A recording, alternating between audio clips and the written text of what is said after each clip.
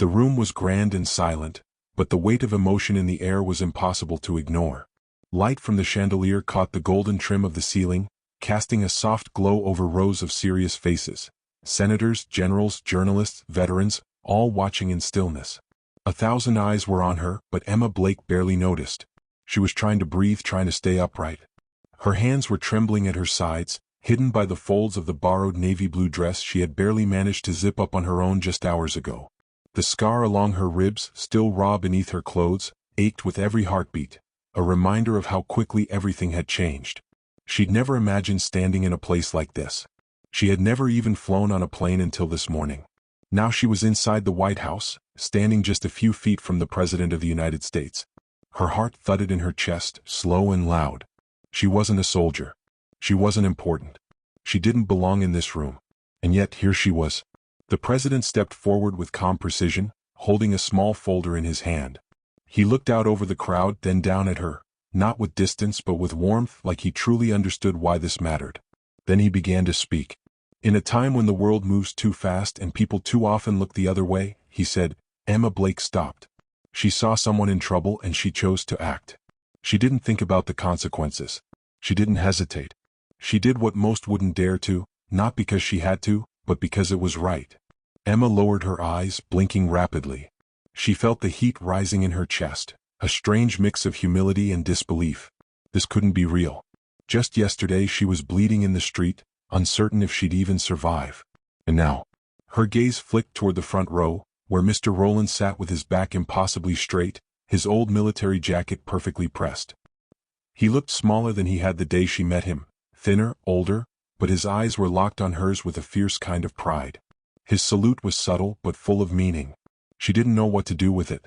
She'd only known him for a moment, really, but somehow that moment had changed everything. The President's voice rang clear again.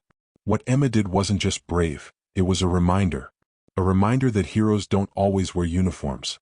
Sometimes they carry books. Sometimes they're just on their way home from work. Laughter rippled gently through the crowd. Emma's lips curled into the smallest smile, despite the tears threatening her composure. From a nearby table, a Marine stepped forward with a velvet box in his gloved hands. The President took it, opened it, and revealed a medal, golden, gleaming, suspended on a deep blue ribbon. Emma Blake, he said, on behalf of a grateful nation, it is my honor to present you with the Presidential Medal of Bravery. She didn't move at first. Her legs felt like they might collapse under her. But then, somehow she stepped forward. The President leaned in and gently placed the medal around her neck. The ribbon was heavier than she expected, or maybe it was just the weight of the moment. The applause came suddenly, loud and overwhelming, crashing into her like a wave. It wasn't polite clapping. It was thunderous, raw, deeply human. Emma could hardly breathe. Her vision blurred. She wasn't used to being seen. She had always been the one behind the counter, in the corner, in the quiet. Now the entire country knew her name. And as the sound swelled and Mr. Rowland rose to his feet beside her, placing a steady hand on her back, she realized something she hadn't fully understood until that very second. It wasn't just about what she had done. It was about who she had reminded people to be. Her eyes shimmered. She didn't trust herself to speak, so she said nothing. But in her heart, words whispered anyway. I didn't save him because I was brave. I saved him because no one else would. And because it was right. That's all. Somewhere beyond the noise, a single thought floated gently to the surface. How did it all begin? And just like that, the story rewound, to a quiet sidewalk, a normal day, and a moment that changed everything. It had started like any other Thursday. The sky was overcast, the air hung with the smell of distant rain, and the streets of downtown quietly buzzed with the usual rhythm of a city not too big and not too small. Emma Blake moved through it like she always did, quietly, with purpose, her headphones in and a coffee cup half empty in her hand. She was late leaving the library, but that was nothing new. A little girl named Zoe had insisted on reading one more chapter, and Emma never had the heart to say no. It wasn't like anyone was waiting for her at home. She walked the same route every day, past the old bakery that had gone out of business, the construction site no one ever seemed to finish, and the rusted bus stop where an old man sat nearly every evening. She'd started to notice him months ago, slouched over, wearing a jacket 3 sizes too big, a veteran's cap always pulled low over his eyes. At first she thought he might be waiting for someone. But it became clear slowly that he wasn't. He was just existing there. Quiet, almost invisible. People passed him every day like he was a streetlight or a trash can, something to be avoided, not acknowledged. But Emma noticed. She always noticed the ones no one else did. That day, as she crossed the intersection toward him, she saw something different. He wasn't sitting. He was standing, swaying actually, and 3 teenage boys were circling around him like buzzards. They weren't loud. That's what made it worse. They were talking low, laughing under their breath, too close to him, pushing into his space. One of them knocked the cap off his head. Another pulled at his jacket like they were trying to wrestle something out of his pockets. Mr. Rowland, she didn't know his name yet, but that's who he was, raised his hands in a slow, shaky attempt to push them back. Emma stopped walking. For a split second, she told herself not to get involved. That someone else would step in. That someone bigger, braver, stronger, a man maybe or a police officer, would come. That this wasn't her problem. But no one else stopped. People were walking past, even speeding up. A woman across the street looked, then looked away. A man pulling his kid along turned his head and muttered something like, "Don't stare." Emma's heart was hammering. She felt the weight of every terrible news story she'd ever read. She felt the fear. But she also felt the anger, deep, pulsing, rooted in something that had lived in her since childhood. She crossed the street. "Hey," she called out. Her voice cracked slightly, but she didn't stop. "Back off." The boys looked up, surprised. One of them sneered. "Mind your business, lady." But Emma didn't stop. She moved between them and Mr. Rowland without thinking. Her hand reached out, steadying him by the arm. His eyes, tired, wet, confused, locked on hers. He didn't speak. "You didn't have to." "Leave him alone," she said, this time more firmly.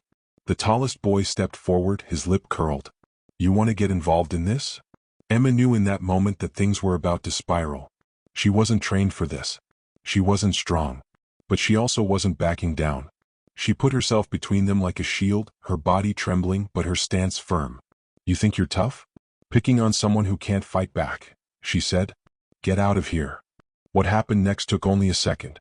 The boy pulled something from his pocket. Fast, silver, sharp. A flicker of steel.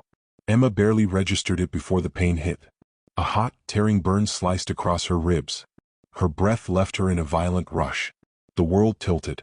But even as her legs gave out, she held onto Mr. Rowland's sleeve, pulling him behind her as she fell.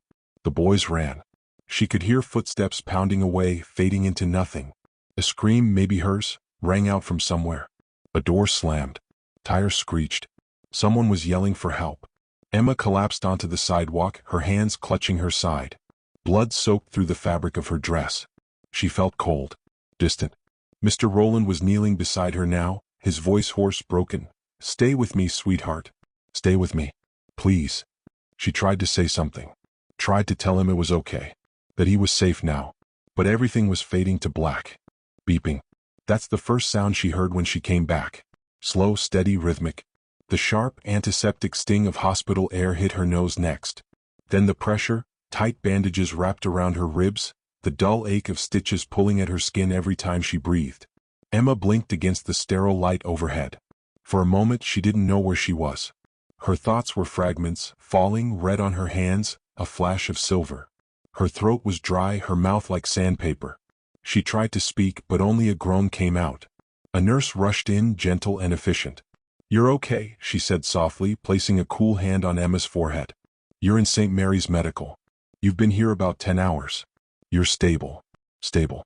It sounded like a technical word. Like a math equation. But nothing about Emma felt stable. "It," she rasped. The nurse smiled kindly. "You saved that man's life. They brought him in too. You were both lucky. Real lucky." Emma's head fell back onto the pillow. The painkillers dulled the panic, but not the emotion. Everything felt thick and heavy, like she was underwater. She didn't remember passing out. She didn't remember the ambulance. But she remembered the way Mr. Rowland had looked at her, not with fear but with disbelief. Like he couldn't believe someone would choose to protect him. Later that morning, a doctor came in, followed by a detective, then a hospital administrator, then a flurry of people she didn't recognize, all asking questions. Her story was already out there, somehow. The nurse had tried to turn the TV away from her bed, but Emma caught the headline anyway: "Young woman stabbed defending elderly veteran from mugging." Her name was on the screen. Her face. They showed a blurry cell phone video someone had taken from across the street. It had already been uploaded to every platform. People were commenting, sharing, praising. Strangers who didn't know her voice were calling her a hero. Emma turned her face to the wall and wept. It wasn't about the praise, it was the weight of it all. She didn't feel like a hero. She felt broken. She was sore, bruised, embarrassed that she couldn't even sit up without help. And yet, something had shifted. The world outside had seen what she'd done, and it had decided that mattered. That afternoon, her hospital room filled with flowers, cards, and letters. She didn't have family nearby, so most of the visitors were people she didn't know. The mayor came. The local news anchor. A woman from the governor's office. Even the librarian from work stopped by and clutched her hand like she might break. Emma didn't know what to say. She smiled weakly and nodded a lot, still trying to catch up with the reality unfolding around her. Then, as evening fell, there was a quiet knock on the door. She looked up, and there he was, Mr. Rowland. He stood in the doorway wearing the same worn-out jacket, freshly cleaned now, and a clean bandage above one brow. He looked nervous, clutching a bouquet of awkward gas station flowers like a schoolboy on prom night. Behind him was a young social worker, who gently nudged him forward. "May I come in?" he asked. Emma could only nod. He sat slowly, his movements stiff. For a long moment they said nothing, just looked at each other. There was a gravity between them now, a thread no one else could see, bound by pain and a kind of raw humanity neither could put into words. Finally he spoke, voice rough like sandpaper. "I never thought that anyone would stand up for me. Not at this age. Not anymore." "You mattered," Emma said simply. Her voice cracked, but she didn't care. "You were worth it." His eyes shimmered. He reached into his coat pocket, fumbling for something. Then he pulled out a small pin, dull silver, scratched, old. "It's not much," he said. "But I got this when I came home from Vietnam. Carried it ever since. Wanted you to have it." Emma took it, her hand shaking. She didn't speak, she couldn't. The weight of it in her palm said more than any words could. By the time he left, night had fallen, and the hospital was quiet again. But something in her had changed. She wasn't just Emma Blake anymore. The girl who stacked books, walked home alone, blended into the background. Now she was something more. And the world was just starting to notice. 2 days later, the hospital hallway outside her room was buzzing like a stirred-up beehive. Nurses whispered near the coffee station. A volunteer kept walking back and forth, peeking in like he was waiting for something big to happen. Even the cleaning staff seemed unusually quiet, like the air itself was holding its breath. Emma noticed it but didn't say anything. She was sitting up in bed now, propped against a mountain of pillows, flipping through one of the get-well cards that had arrived by the dozen. She didn't know most of the people who had sent them: mothers, veterans, schoolteachers, little kids. One drawing from a second-grade class in Ohio had her name in glitter crayon beneath the words, "Real-life superhero." It felt surreal. Her hands still shook. Her side still burned. Her brain still couldn't process how fast everything was moving. Then, around mid-morning, a hospital staffer knocked gently and entered, holding something like it was sacred. A navy blue envelope, gold trim, thick paper. It wasn't standard mail. It looked ceremonial, almost theatrical. "There's a courier downstairs who just delivered this," the staffer said, eyes wide. "It's from the White House." Emma stared at it, her breath catching. "What?" she said, almost laughing, except her body still hurt too much to really laugh. But the envelope was real. Heavy. Seal. Her fingers trembled as she slid a nail under the flap and opened it. Inside was a formal letter with a gold crest at the top. The signature at the bottom was unmistakable, the president's name written in sharp ink. The letter was simple but clear. "Dear Miss Blake, your courage has moved the hearts of this nation. We would be honored if you would accept our invitation to the White House, where your act of bravery will be formally recognized. It is young people like you who remind us what it means to be American." She read it 3 times. Then again. It didn't make sense. Things like this didn't happen to people like her. She wasn't a politician. She wasn't famous. She worked at a library and rented a 1-bedroom apartment above a laundromat. She had $43 in her checking account. And yet, here she was, being invited to meet the President of the United States. The room was silent. Even the hospital staffer who delivered the letter looked like she might cry. Emma blinked fast, then looked over at the chair in the corner where Mr. Rowland now sat, his eyes already wet. He said nothing, just nodded, once as if to say, "Yes, you're ready." Emma didn't speak. She couldn't. The emotions were too big. It wasn't pride or excitement. It was something deeper, a kind of bewildered gratitude wrapped in disbelief. The next 48 hours passed in a blur. She was discharged early with a nurse on call and strict instructions to take it easy. A local nonprofit offered to fly her and a guest to Washington, D.C., all expenses paid. Someone donated a dress. Someone else sent a pair of shoes. Reporters camped out near her building. By the time she boarded the plane, stiff, nervous, still healing, her story had made national news. A video montage played on morning television. Grainy footage of the attack, a brief hospital interview, a clip of the president referencing her in a speech, calling her a reminder of courage in its purest form. She sat in silence the whole flight. No earbuds. No music. Just clouds outside the window and the deep, echoing question in her chest. Why me? And beneath that, another truth growing louder. This isn't about me anymore. When the plane touched down, photographers were already waiting behind barriers. Flashbulbs popped. Reporters shouted her name. But Emma didn't wave. She didn't smile for the cameras. She just walked slowly, hand resting protectively near her side, and looked up at the city where, by some impossible twist of fate, her quiet act of courage had brought her. The White House was quiet in a way Emma hadn't expected. From the outside, it looked like something untouchable, pristine marble, long columns, layers of history too distant to ever feel real. But once she stepped inside, surrounded by polished wood, soft-spoken staff and velvet ropes, it didn't feel like power. It felt human. She clutched the folded paper in her hand, the formal program of the ceremony, though her eyes kept darting to the grand hallway ahead, where light spilled in from tall windows. Her dress felt too new.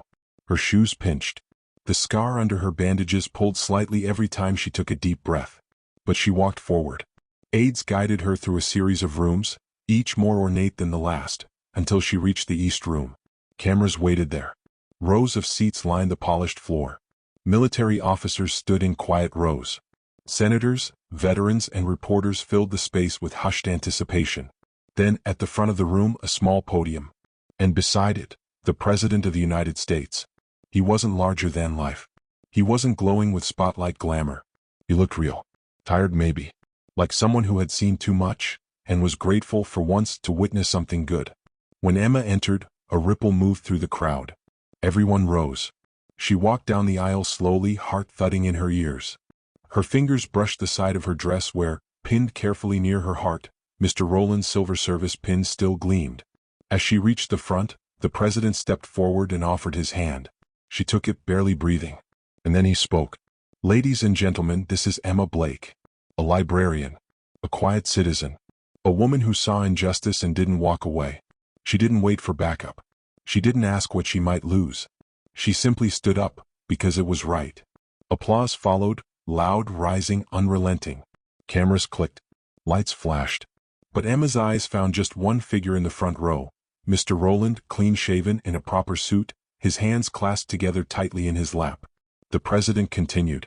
In a world where too many people look away, Emma chose to see. And that act, small to her maybe, reminded us what real courage looks like. He turned to her again, holding a small, engraved medal, the highest civilian honor. Emma's breath caught. The president gently pinned it beside the Silver Service pin. His voice softened. You stood up when it counted. And this country is better because of you. The applause roared again, but Emma didn't hear it. Not really. Because in that moment, under the glow of chandeliers, standing before the most powerful office in the land, she wasn't thinking about medals or titles or headlines. She was thinking about that day. The sidewalk. The way everyone else had kept walking. The boy's knife. The pain. The fear.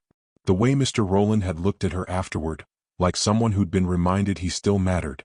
Emma blinked back tears, then stepped up to the podium. Her voice, though quiet, carried through the room. I didn't plan to be here, she said.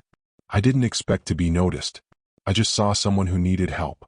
And I thought, if I looked away, who would I become? She paused, her voice trembling. You don't have to be anyone special to do something right. You just have to care enough not to walk past. The room went still. Then, as the applause rose again, louder and more heartfelt than before, Emma glanced once more toward the front row. Mr. Rowland was standing now, proud, steady, and saluting. And for the first time since it all began, Emma let herself believe something. Maybe she hadn't just saved someone's life that day. Maybe she'd woken something in all of them. Home didn't feel the same anymore. When the car dropped her off outside her apartment, the sun was just setting. The sky burned soft orange behind the buildings, and the streets, once anonymous and gray, seemed to shimmer with something unfamiliar. Familiar faces peeked out of storefronts. A teenager on a bike passed her and shouted, "You're that girl, right? The one from TV." She smiled, gave a small wave. But inside she still felt like Emma, not that girl. Not a headline. She stepped into her building, the chipped paint on the stairwell still peeling like always. But someone had taped a handwritten sign to the elevator door. "Welcome home, Emma. We're proud of you." Someone had drawn a little medal beside her name. She pressed her hand to it gently. Inside her apartment, everything was as she left it. The faint scent of books and lavender, the unfinished laundry basket, the cat curled up in a sun-warmed corner of the couch. For a while she didn't do anything. She just stood in the center of the room, the weight of silence settling around her like an old friend. It had all happened so fast. The pain, the hospital, the cameras, the president. And now, quiet. She sat down slowly, touched the medal still pinned beside Mr. Rowland's old service pin. It felt heavy, and rightfully so. Not because of what it meant to others, but because of what it had reminded her. That even small actions, the kind that happen on ordinary sidewalks on rainy evenings without fanfare, can echo louder than anyone expects. There was a letter on her table. Handwritten. No return address. Just her name in neat block letters. She opened it. "Emma, I watched you on the news. I was in the army with Mr. Rowland. We all thought he was forgotten. You reminded me we're not invisible. Thank you. DF." She folded it carefully, tucked it between the pages of her favorite novel on the shelf. Later that night, she walked the same sidewalk where it all began. The spot was quiet now. Cling. Just another stretch of city no one notices. But she stopped, looked down at the exact crack where she had fallen. And then she smiled. Not because of the attention. Not because of the praise. But because in that quiet, unremarkable place she had made a decision. She had chosen not to look away. Behind her, the street light flickered on. Ahead of her, life kept moving, slowly like it always did. But Emma didn't walk with her head down anymore. Now she walked like someone who had faced the worst, and refused to become smaller because of it.